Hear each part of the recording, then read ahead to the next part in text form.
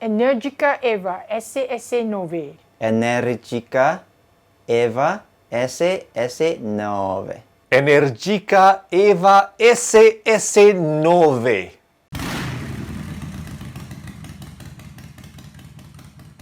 So, you both wrote the ENERGICA EVA EsseEsse9 Plus. Immediate impressions. How did it feel from the moment you got on? Okay, for me, it was very weird because of the huge amount of empty space under my left foot and at my right hand. Because there's no clutch and there's no gear shifting, so that was very mindfuck for me. But once I got on the bike, I think the main takeaway was, or rather the main highlight was uninterrupted acceleration. 0 to nirvana without having to shift gears in between. So that kind of power delivery is something that, wow, petrol vehicles, there's no way to hold a candle against. Okay, so I'm pulling the brake, start. My word, it's on. Okay, we are live. The one thing that needs some adapting to would be really the lack of noise when you start the so-called engine, right? So the only thing that even indicates to you that you are ready to go is literally this green light that says go on the dash, right? So I wonder whether anyone may accidentally start the bike, forget about he or she started the bike and accidentally twisting the throttle. What then happens? A very expensive mistake. Let's go.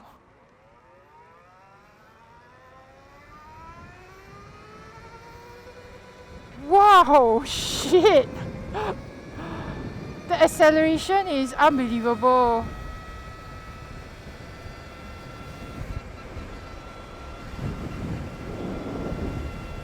And this thing sounds like my washing machine. I must add though that it is not completely quiet. It starts out sounding like a mosquito, then as you accelerate, it sounds like a mosquito that got castrated and trying to sing opera, so it's like gets higher pitched. But there is some kind of sound feedback, but it's still a lot quieter than the motorcycles and the engines that we are used to. So I would say what I was not used to is the raw purity of the riding experience. Because without vibration, without engine noise, without heat from the engine, right? All I could focus on was the feedback from the tires to the handlebars, the sound of the environment and how it felt going into corners, how the bike moved, how my body moved, because there is no engine braking. So it's a completely reductive process, and I think that's very, very beautiful. I mean, if you look at it from the point of view of your riding experience. It is so strange to be able to hear everything around me. It's so weird. I'm not used to the fact that there's nothing happening in terms of the oral experience, or there's very little happening. I feel I could sneak up on somebody and slap them across the back of the head. In fact, that became a problem because I was coming around the corner and there was a car parked by the side of the road. And there was a lady there standing by her car, and I think she was like doing something with her door. I was afraid that she wouldn't hear me coming and she would step out. So I actually kind of like slowed down and went around her, because I think people are not used to the fact that there's no sound. That point on safety is I think really a big issue, because it's not just us, the motorcyclists, that are affected, but it's also, the pedestrians, the people that we have to share the road with. There isn't that trigger, that oral trigger to tell them, to warn them that, hey, something very large weighing over 350 kg, going very fast, is coming coming your way. So I'm not sure how I feel about the soundlessness. I think some people like it, but I'm on the fence. No, but given that this is the future, there won't be other noises on the road. We are at the inflection point. So it is an anomaly because there's so much noise around us. Yes. And we're going into a philosophical discussion. What else needed adjusting? The very strange sense of speed. Because on a regular engine motorcycle, when you are going fast, the engine screams, right? Not so much for this ENERGICA, right? You don't quite know that you are going fast until you look down and have a reading at the speedometer and it says whatever number and you just be shocked. Because usually at that speed, perhaps you'll be hearing a louder whine of the engine. Though that bike, I must say, holds its 350 plus kg very well. It was very stable. As someone who is used to riding light bikes, right, the weight doesn't intimidate at all once you're on the go because it holds its weight so well and so low. So I would say that even though on the spec sheet the numbers are very scary, but it is very forgiving. Once you get on the bike, you actually, get moving. Right now, I believe engine braking is on the highest mode. When I release the throttle, it behaves like a ICE bike. The engine braking characteristic can be adjusted on the bike. That's like no engine braking, low, medium, and high engine braking. I think we had regenerative braking, right? Yeah. So every time you brake or you close the throttle, essentially what happens is the battery gets charged a little bit. Okay, which extends. So if you want to go very far, you just keep doing this. Then you look like a quiet chicken.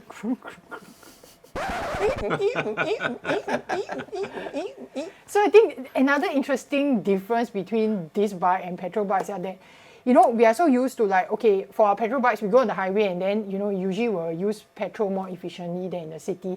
But on this, it's the other way around because in a stop-start riding scenario in the city, the battery actually gets charged again. There's more regenerative braking. So your city range for pure city riding can be up to 400 kilometers. Whereas if you get your ass on the highway and you're just doing straights, right, on corners and not much stop and start, I think it's only about 180 km. Yeah, which would be a problem if you're on the North-South highway. That's right. Yeah. Because you would run out somewhere around Malacca.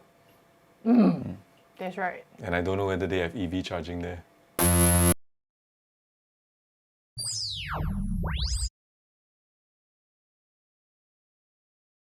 Right now we got the two main guys, which is Shell having the charging stations, and then you have got the SP group that has got the charging stations.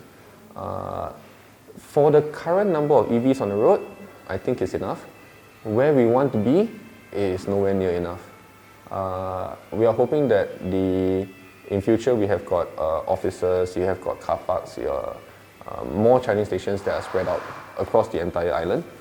And I think the main worry right now is for us riders is that when we travel into Malaysia, where are we going to charge?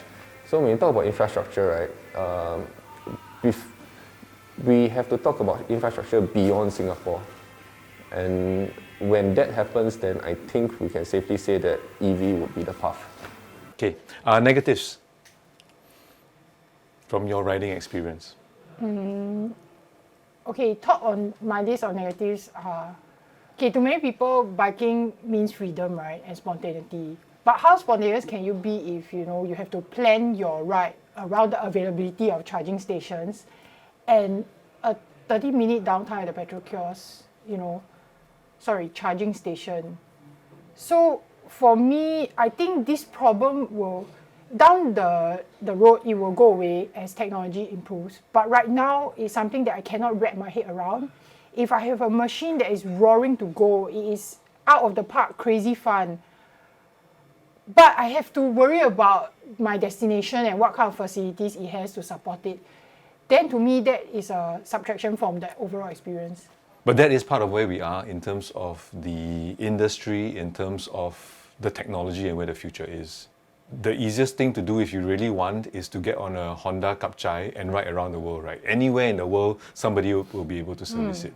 Up until maybe 10 years ago, if you took a GS and you did that, you might have some problems. But GSs have become common enough, the network has become wide enough that you can probably ride it around the world, no problem, and find somebody who can service it. Same thing. So I think it is just a matter of getting there. But until that happens, that is a negative. When you talk about ICE, you have got your pistons, your cranks, your gaskets, your sails, your camshafts. All these are wear and tear. They are moving parts. So when there's a moving part, there is a wear and tear. But for an EV, it's really just a battery and a motor that powers the rear wheel. So there is very minimal wear and tear. It's as little as, I think, the number of moving parts compared to an ICE is 80% less. So you're looking at zero, not, I wouldn't say zero, but very low maintenance costs. When it comes to battery testings, I wouldn't just say just ENERGICA. In general, nowadays EVs, they have to go through a very, very rigorous testings. They got testings like impact test. Basically, they drop the whole battery from a certain height to see whether it explodes. They got the hot test, run it through a furnace at 60 degrees, and then dumping into ice water to simulate this expansion contraction to see whether the battery bloats or explodes as well. They got the point test where they puncture the thing. This puncture is to simulate a short circuit, to see whether on a point of a short circuit whether the battery explodes. And then they have got a crush test, basically putting them in a really big vice clamp and slowly compressing it. So at any one point in time, if the battery shows signs of failure or a safety concern, that battery would fail to meet the regulations. So there are a lot of, I would say, very stringent measures now to make sure that these batteries maintain a very good safety standard. If somebody gave you 60 grand, would you buy an ENERGICA EVA EsseEsse9 Plus?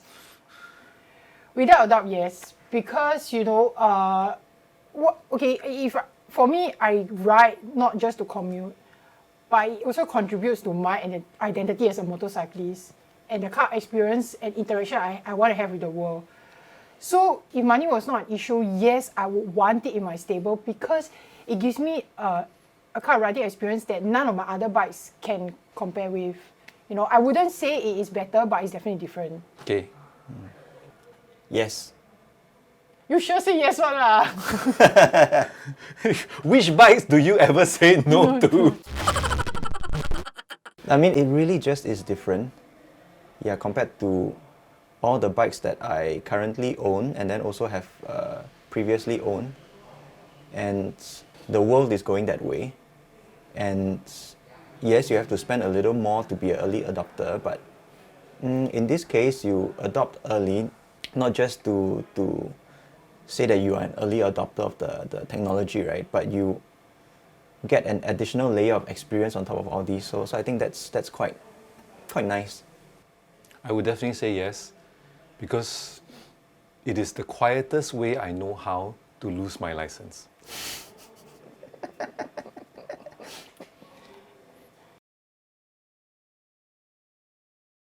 Okay, I think to buy an EV, the first thing you need to know is that it is a battery vehicle. And it's the same with your battery phone or anything that is electrical. You cannot let the battery drain to zero. To maintain the life of a battery, it has to be kept at a constant charge of 15 to 20% minimal, and don't always charge it to 100%. 80% is the recommended charge. So not zero, not 100 all the time. I think that is the number one thing everybody needs to know about EV. Final question. Who is this $60,000 electric motorcycle for? A biker, a very rich biker, doesn't rely on the bike for daily transport. To me, somebody with probably middle to upper class resources has, I think, the ability to play with time. So probably not a daily rider kind of a thing. But say, for example, as you guys were saying, 20-minute charge at a Shell station. It's not too bad. It just requires some adjustment of your schedule. When you go to malls, quite a lot of malls now provide EV charging, so you can ride there, have dinner, go and do your shopping, whatever it is, come out, and then you're ready to go. So it just requires to me, it requires a shift in lifestyle a little bit, and it gives you whatever you like out of the electric motorcycle. However, I think it is only a particular kind of person who will want to make the sacrifice, and it is the typical early adopter. It's the person who says, let me get something that I know nobody else has. And I want a totally different experience. And I'm willing to pay for it, not just with my money, but with my time and with the way that I live my life. Yeah, so it's a luxury item for sure for me. But just to put things in perspective, even though the price tag is somewhat north of 69,000, right? There are luxury motorcycle brands in Singapore right now that are more expensive than that. You know, certain models of Ducati, of Harley Davidson bikes can go for about that price tag or more, and there are people willing to pay for that. So when you weigh the pros and cons, the problems of this technology are short-lived. They are real, but they're short-lived. But the pros is a remarkable, I would say, elevated motorcycling experience. Okay. And minimal maintenance helps negate a lot of the downsides, the waiting, the charging, the planning, the waiting time. You know where it would be great to take this bike? On the mountain roads of Thailand, except that you will be thinking, where the hell am I going to charge? Imagine rocking up to some farmer's house and say, hey uncle, can borrow charger or not?